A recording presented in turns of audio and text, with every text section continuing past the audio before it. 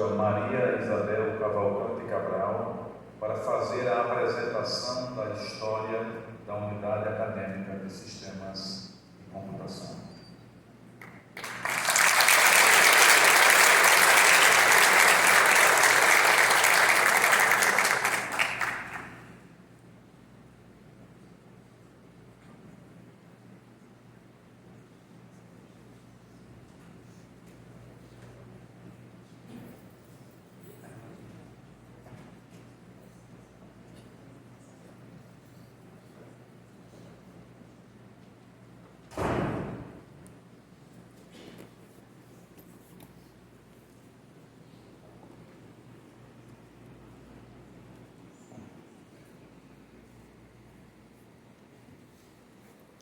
Boa noite.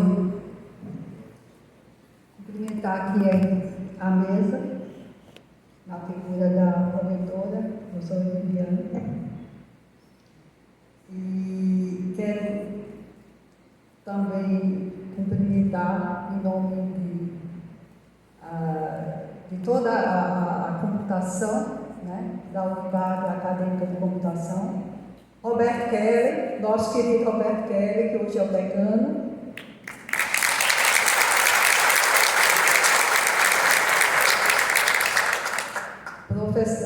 Josenilda Travassos, nossa querida secretária, que teve toda a vida de contribuição, competência e dedicação à computação. E não poderia deixar de cumprimentar aqui o professor Faustino Cavalcante, essa figura maravilhosa que foi meu professor e que está aqui no meu ano e que nos honra muito. Eu quero agradecer o convite e apresentar aqui a Unidade Acadêmica de Sistemas de Computação e falar um pouco do passado, que tem muito a ver comigo, naturalmente, né, do presente e, por que não, do futuro. Né? Vamos fazer uma varredura aqui, pessoal. Para isso, eu pedi ajuda aqui a alguns colegas de hoje, né, que estão hoje aí na luta. E dizer que minha satisfação é grande e dupla, porque eu tenho as origens na engenharia elétrica, onde eu fiz minha graduação e fiz meu doutorado, e na computação, quando eu fiz meu mestrado e quando eu trabalhei por quase 30 anos, por praticamente 30 anos. Então, o meu coração é sempre dividido e está por aí, né, com todos vocês. Bom, eu gostaria também de, uma informalidade, fazer uma homenagem a dois homens que foram importantes, não só para a computação, mas para a engenharia elétrica, para a nossa universidade, para o nosso estado, para o nosso desenvolvimento. O professor Linaldo Cavalcante, que acreditou em transformar uma pequena escola politécnica do interior do estado em uma instituição reconhecida em todo o Brasil, né, e reconhecida lá fora também. E Mário Toyataro Hattori, quem não se lembra do Mário, que começou a computação aqui na Paraíba, né, começou conosco a computação, dois homens, realmente dois baluartes. Bom, quando a gente vai falar sobre o DSC, eu vou falar, que foi assim que eu vivi todos esses anos, a gente vai falar também a história da computação no Brasil. Por quê? Porque se você pensar que desde a década de 40, quando von Neumann ele apresentou aquela arquitetura que revolucionou, né? E ainda hoje é a base para todos os computadores digitais, só se passaram 20 anos, porque foi na década de 60 que tudo começou no Brasil e no exterior também, de se pensar as universidades como fomentadoras de recursos humanos, né, para poder fazer frente àquela nova tecnologia que começava a se impor. Então, há muito pouco tempo, foram 20 anos disso tudo, não é? Então, para começar na década de 60.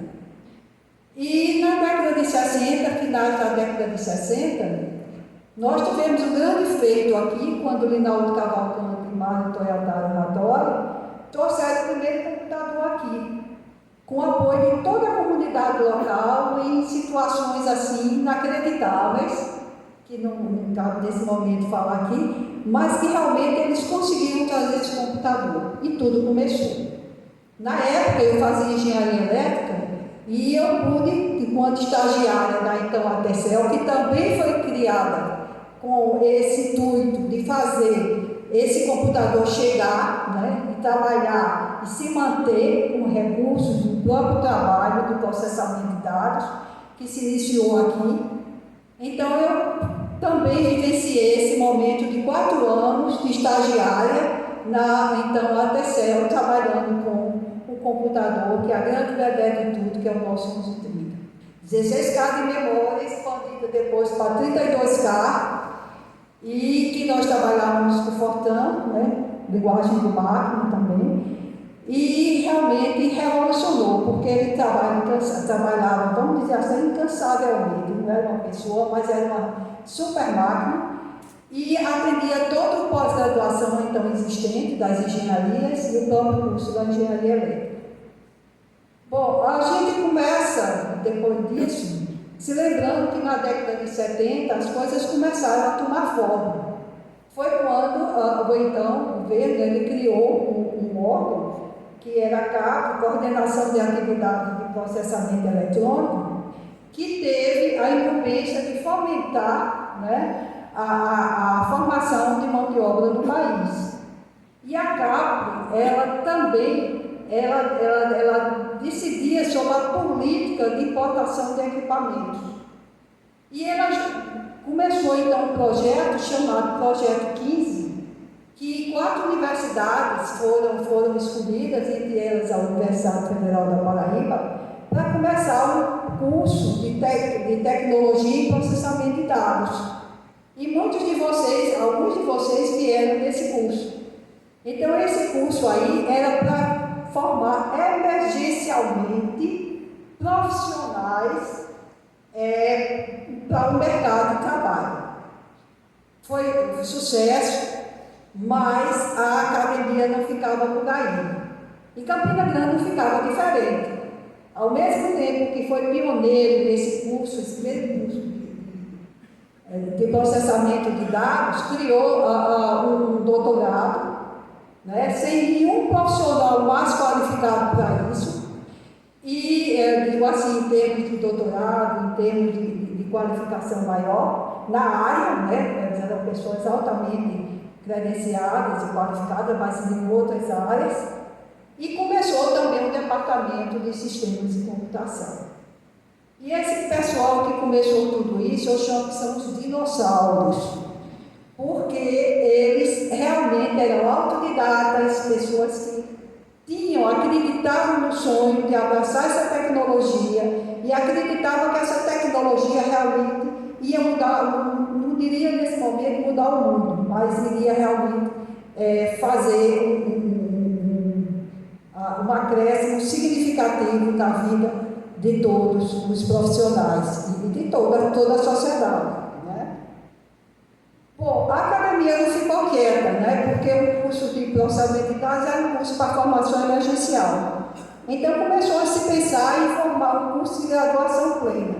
E aí veio um projeto 19 e Campina Grande também foi vanguarda nisso aí, esteve à frente disso tudo.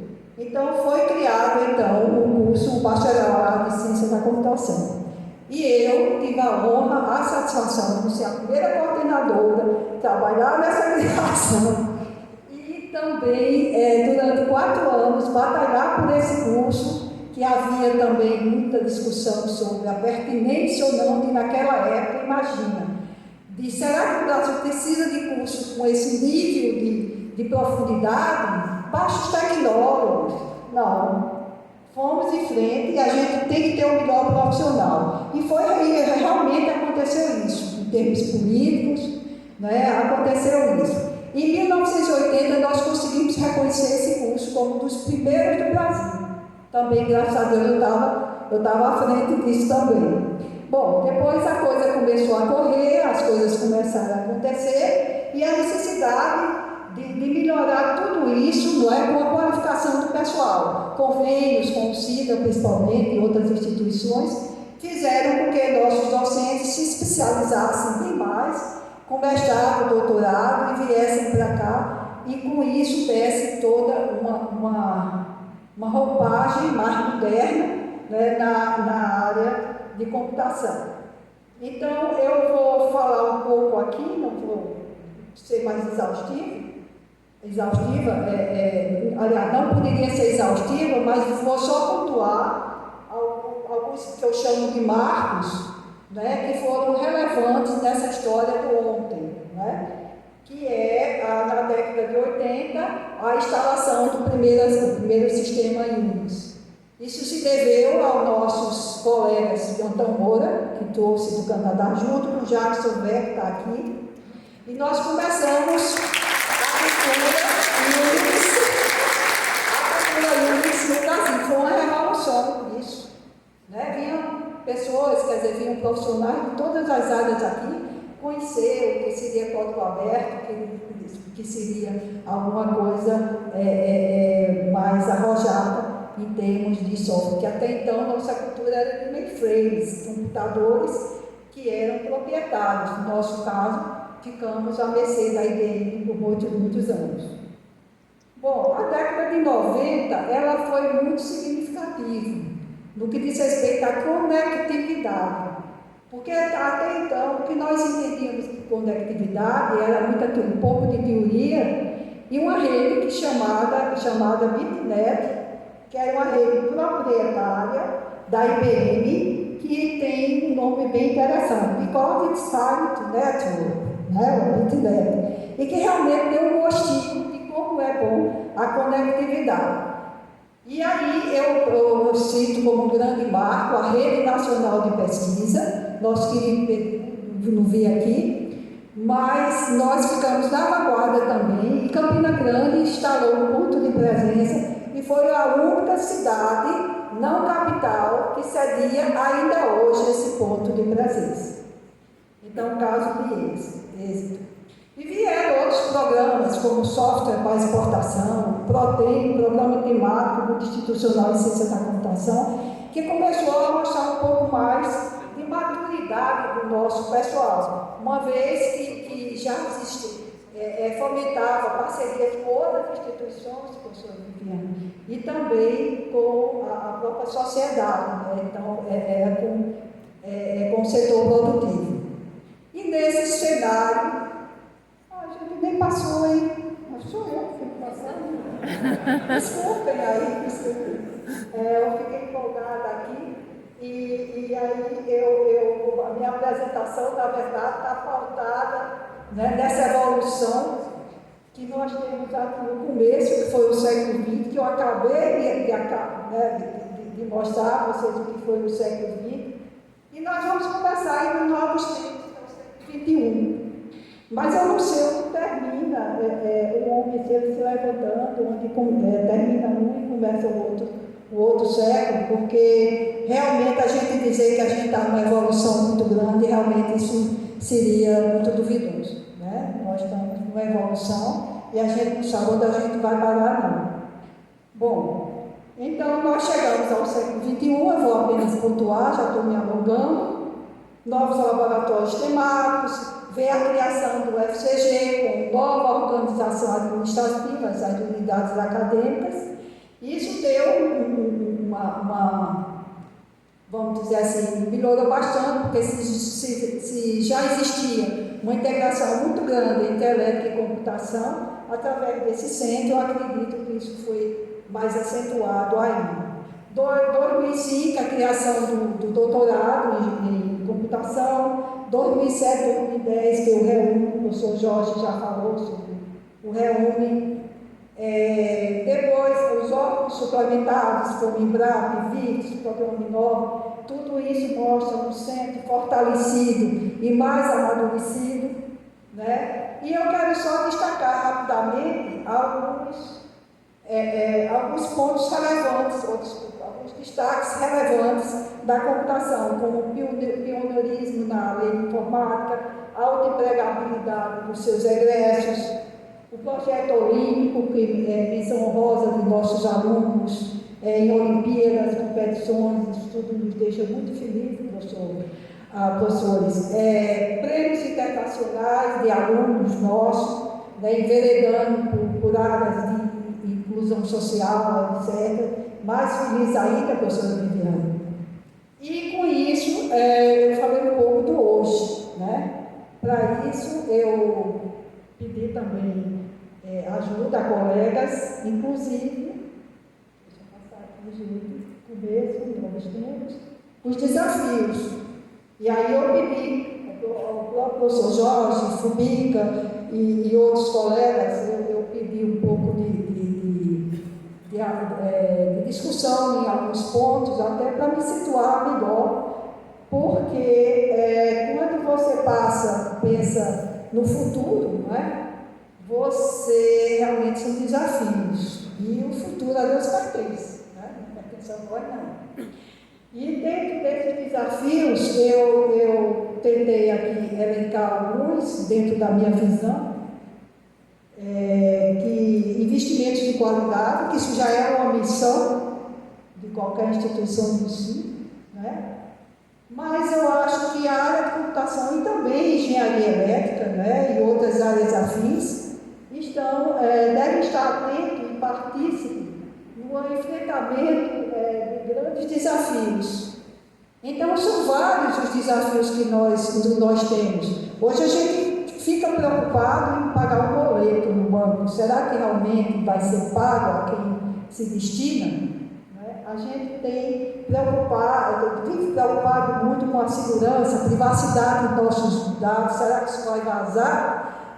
Então, a gente também, tudo isso trouxe muita coisa boa, mas trouxe também muita insegurança ao próprio cidadão. E tudo isso são desafios para nós. Então, disrupturas de arquiteturas convencionais, pesquisa, grande volume de dados, isso foi um dos desafios da virada do século. Continua aí, o que existe de dados guardados que precisam ser prospectados, precisam ser organizados, é um grande desafio. Segurança, legislação de informática está aí, mas não é só a legislação que vai fazer as coisas funcionarem bem. O que vai fazer funcionar bem, a professora, nossa corretora de ensino, pode corroborar comigo, acredito que sim, é educação e ética no uso de aplicação. O ChatGPT está aí, ética em inteligência artificial, então isso é muito importante. E uma discussão aí com o professor Fubica, o ciberfísico, o cyberfísico. Eu acho que isso é a grande tônica que já está acontecendo, existe um metaverso aí, que já revoluciona, que para alguns já não é mais novidade, mas isso aí mostra os sistemas computacionais colaborativos, parte do mundo real com o mundo virtual. A gente depois vai ficar difícil, né? Eu estou aqui, eu estou dentro do jogo, onde é que eu estou? Então isso realmente é muito difícil. Então, isso aqui foi alguns desafios que eu pensei em aplicar, pensando depois. E gostaria de finalizar, para não me alongar mais, com algumas reflexões de um dos ícones desse século em termos de contribuições na área tecnológica, que é Steve Jobs.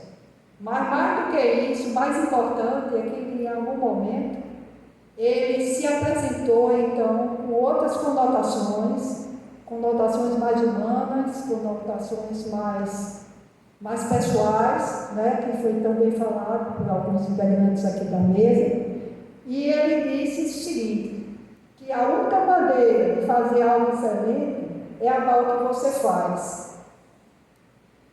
Se você ainda não encontrou, continue procurando, não se acomode.